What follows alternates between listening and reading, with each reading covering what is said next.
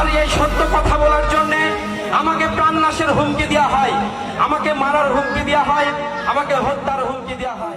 আজকে কথা বলবো রাজশাহী জেলার কৃতি সন্তান সাদ্দাম সাকিব ভাইকে নিয়ে। গল্পের লেখক মোহাম্মদ ওমর ফারুক এবং সোশ্যাল পালস 24।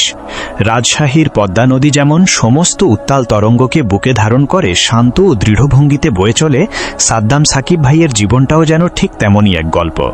রাজশাহী জেলার শান্ত স্নিগ্ধ মাটিতেই তার জন্ম, এখানেই বেড়ে ওঠা, আর এখানেই তার রাজনীতির হাতেখড়ি। খুব ছোটবেলা থেকেই কোনো কায়েমি স্বার্থ কিংবা পদের লোভে নয়, কেবল খাঁটি আবেগ আর ভালোবাসা থেকে তিনি বুকে ধারণ করেছিলেন বাংলাদেশ জাতীয়তাবাদী দল বিএনপির পতাকাকে। শহীদ প্রেসিডেন্ট জিয়াউর রহমানের সৈনিক হিসেবে আপসহীন নেত্রী বেগম খালেদা জিয়া এবং দেশনায়ক তারেক রহমানের আদর্শকে বুকে ধারণ করে তিনি রাজপথে পা রেখেছিলেন। কিন্তু সেই পথ যে কতটা কণ্টকাকীর্ণ ছিল তা কেবল সাদ্দাম ভাই এবং তার ভালোবাসার সংগঠন ছাত্রদলের কর্মীরাই জানেন। আওয়ামী ফ্যাসিবাদের অন্ধকার সময় যখন কথা বলাই ছিল অপরাধ, তখন রাজশাহী জেলা ছাত্রদলের রাজনীতির এক সুদৃঢ় স্তম্ভ হয়ে দাঁড়িয়েছিলেন সাদ্দাম সাকিব। এই পথচলায় তার প্রতিদানে মিলেছে কেবল হাজারো নির্যাতন, জেল জুলুম আর পুলিশের দৌড়ানি। কত শত রাজ্যে সাদ্দাম ভাই নিজের ঘরে শান্তিতে ঘুমাতে পারেননি, মায়ের হাতে রান্না খাওয়া তো দূরের কথা, এক নজর দেখার জন্য তোড়পেছেন। কতদিন খোলা আকাশের নিচে অচেনা কোনো গলিতে কাটাতে হয়েছে রাতের পর রাত কেবল পুলিশের চোখ ফাঁকি দিতে। 2023 সালে রাজনৈতিক হিংস্বার্থ হাসিলের উদ্দেশ্যে তার নামে দেওয়া হয় বিস্ফোরক মামলা, তুলে নিয়ে যাওয়া হয় অন্ধকার কারাগারে।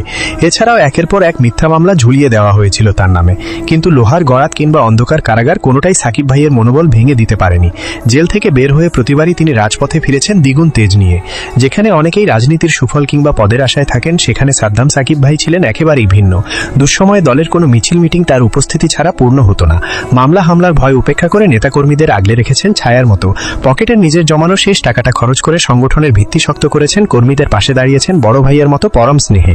তার রাজনীতিতে কোনো ছল চাতুরি ছিল না কোনো ভুল পথ। কখনো ভাবেননি পদ কি পেলেন কিংবা দল তাকে কতটা মূল্যায়ন করবে।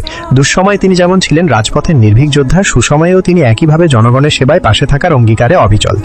আজ রাজপথে ঝড় থামলেও সাদ্দাম সাকিব ভাইয়ের আদর্শের আলো একইভাবে জ্বলছে।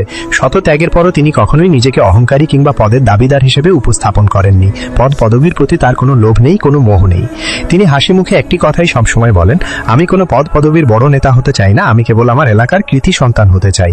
সাদ্দাম সাকিব ভাই কেবল একজন রাজনীতিবিদ নন, তিনি বিশাল এক হৃদয়ের অধিকারী, অত্যন্ত আবেগী ও সৎ মানুষ, যার রাজনৈতিক কোনো উচ্চাকাঙ্ক্ষা নেই, আছে শুধু জনগণের ভালোবাসা আর দোয়ার প্রতি পরম বিশ্বাস।